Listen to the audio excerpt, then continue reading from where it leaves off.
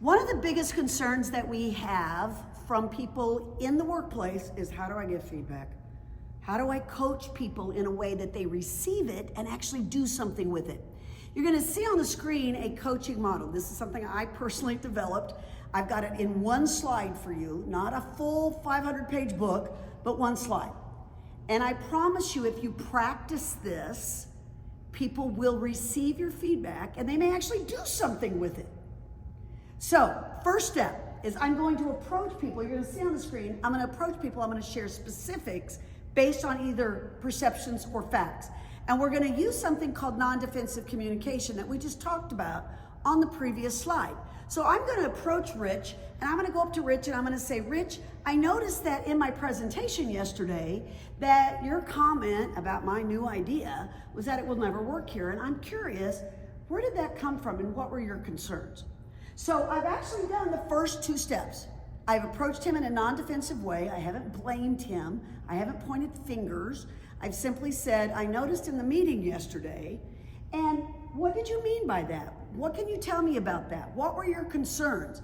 You ask a question that does not begin with why or who. I want everybody to write down why or who and put a big X over it, because I want you to stop asking why and who questions, because it puts people on the defensive. Now, you'll notice on the slide there's a line, and the line is there for a reason, because it may be that after my conversation with Rich, he shares something with me I was unaware of. For example, he might say, well, Lorinda, the reason I said that is because, I was told we were supposed to present that together and you never reached out to me. So I was a little ticked off, which is why I said what I did. So now we're gonna have an alternate conversation versus me coaching or giving him feedback about what he said, because there's something there that I didn't know about. So I want everybody to write this down. Be open to the possibility you could be wrong. That is exactly why we approach people this way, because you may not have all the facts. You may not know everything. And you're approaching somebody, if you go in loaded for bear and you go in saying, Rich, you were out of line yesterday in the meeting, he has no other recourse but to push back and get defensive. So we want to approach him in a way that he wants to have conversation with us. I call it verbal Tai Chi, where you draw that person to you. Now, you're going to see the line, because I may need to back out of the conversation, or I may need to go forward. So Rich may say something like, well, yeah, I think you're really stupid, Lorinda, and you're a dumb blonde. I mean, he might say something like that. He never would, but let's just go there. So I'm gonna go down beyond the line and go, well, here's my concern, Rich.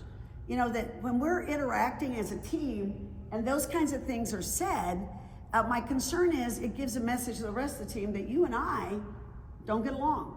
That's my concern. And my expectation, or what we've decided as a team, so you can either use the job description if you're somebody that's actually an authority over that person, or you can use team guidelines. I'm a big proponent of team guidelines. So you come together as a team and you decide, here's how we're gonna interact. And maybe the team guidelines say, hey, if you have an issue with somebody, you're gonna go to them and have a conversation. So I say to Rich, based on our team guidelines, we're supposed to work this out.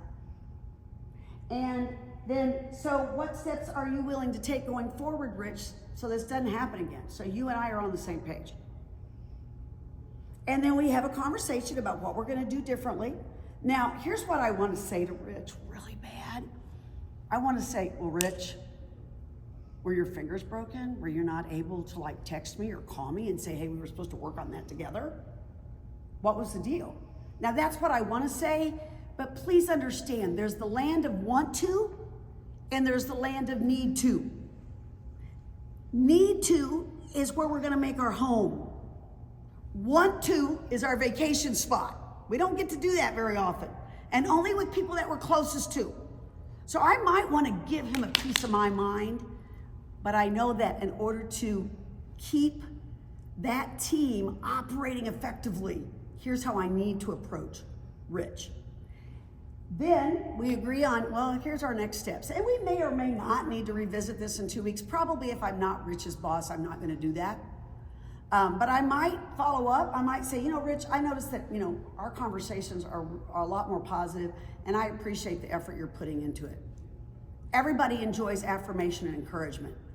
Here's what I will tell you about this feedback model, and forgive the that I love my Chiefs, but here's what I will tell you about the feedback model. If you will begin to have conversations with people that engages them, that doesn't go in blaming them, you're gonna find that for the long term, your relationships with them are much more positive.